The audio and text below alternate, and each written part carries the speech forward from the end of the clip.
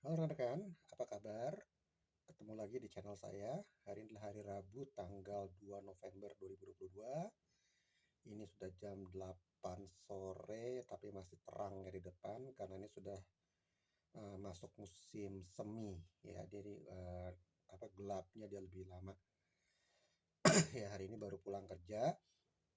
Hari ini saya ingin membagikan satu update untuk student visa dan ada satu namanya adalah Accreditable Employer Working Visa. Tapi sebelumnya yuk saya minta bantuan rekan-rekan untuk sekian rekan-rekan bagi yang belum like, belum subscribe untuk like, subscribe dan juga memberikan komen yang membangun agar saya lebih bisa bersemangat lagi membuat konten-konten baru. Dan bagi rekan-rekan yang sudah klik tombol like, sudah klik subscribe, sudah memberikan komen-komen yang membangun, saya ucapkan banyak-banyak terima kasih. Oke, pertama-tama adalah mengenai student visa. Jadi ada perubahan mulai saat ini untuk rekan-rekan yang mau kuliah level 6 dan tujuannya nanti adalah untuk mendapatkan working visa. Untuk level 6 sekarang sudah tidak lagi mendapatkan working visa. Jadi untuk mendapatkan working visa adalah level 7 minimal ya, level 7 sampai level 8. Level 7 ke atas ya, nggak sampai level 8 ya, level 7 ke atas.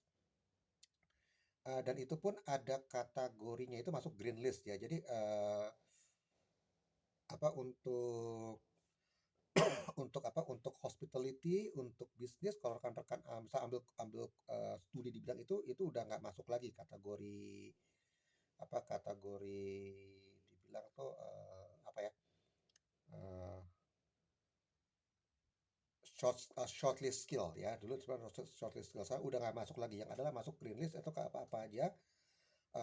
Cukup banyak ya. Saya nggak hafal, tapi yang pasti adalah nurse ya, tenaga kesehatan itu masuk ya. Terus konstruksi, banyak untuk konstruksi.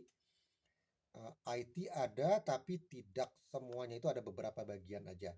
Yaitu rekan-rekan nanti bisa kalau mau tahu itu bisa buka di website Immigration New Zealand, dan itu ada daftarnya, ada green listnya ya.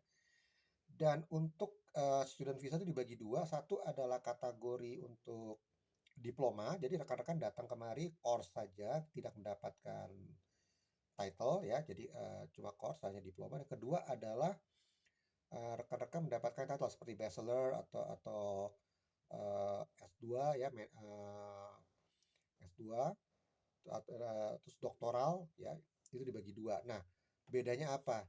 Kalau yang hanya diploma, kita nggak bisa bawa keluarga. Ya, itu kita nggak bisa bawa keluarga.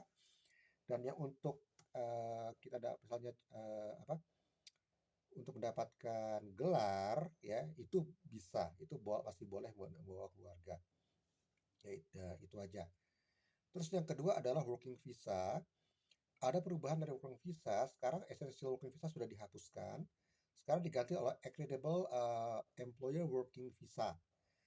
Nah, keuntungan dari visa ini, rekan-rekan bisa apply dari Indonesia ya. Jadi udah nggak di udah kayaknya udah nggak harus ada kualifikasi lagi. Tapi ada beberapa persyaratan adalah perusahaan, misalnya rekan-rekan dapat job offer, tawaran dari satu perusahaan untuk bekerja. Nah, perusahaan ini harus terregister di imigrasi New Zealand. Jadi sudah memiliki kredibel untuk bisa merekrut tenaga kerja dari luar. Ya, karena nggak semua perusahaan terregister ya. Contoh kayak perusahaan saya kerja di perusahaan cleaning ya. Nah, perusahaan ini nggak terregister di imigrasi New Zealand. Jadi dia nggak bisa untuk merekrut orang dari luar New Zealand. Ya, hanya ya mungkin yang tinggal di sana hanya citizen atau resident visa dia bisa, atau enggak yang punya open visa kayak saya masih open visa. Jadi open visa itu bisa kerja di mana aja, itu oke. Tapi ketika saya di luar New Zealand, katakan di Indonesia, oh saya mau kerja, saya melamar di perusahaan ini, itu nggak bisa karena dia tidak terregister di imigrasi New Zealand. Satu. Kedua adalah imigrasi New Zealand akan melakukan cross check dulu. Jadi lowongan ini ada nggak orang-orang Kiwinya, orang-orang New Zealandnya yang bisa. Kalau mereka bisa, ya kita pasti nggak akan dapat. Tapi ketika cross check dan orang kimia, oh nggak ada yang bisa, nggak ada yang sanggup ya, dan kemudian kita punya kualifikasi, entah studi, entah mungkin pengalaman kerjanya, ketemu matching, itu bisa dapat ya. Terus berapa lama tergantung dari apa tingkatan ini ya, tingkatan apa ininya ya, gaji dan gajinya, sorry, gaji dan juga otomatis jenjang ininya ya, apa tingkatan apa kalau dibilang pangkat, sorry ya, pangkat dari pekerjaan itu. Jadi kalau teman-teman dapat gajinya 27 dolar, di bawah tuh 27 dolar 50 berapa saya lupa ya, sennya berapa saya lupa. Katakan di bawah 27 dolar per jam, itu teman-teman hanya dapat 2 tahun. Tapi kalau teman-teman dapat 27 dolar ke atas, itu bisa dapat 3 tahun. Ya, dan harus pekerja itu haruslah full time, minimal 30 jam. Ya, nggak boleh kurang.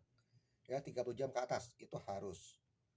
Nah, cuma masalahnya adalah untuk equitable employee working visa, untuk rekan-rekan bisa misalnya rekan mau ambil resident visa, nah ini agak susah ya. Nah, sudah itu rekan-rekan harus apply adalah uh, namanya work to residence ya, work to residence visa.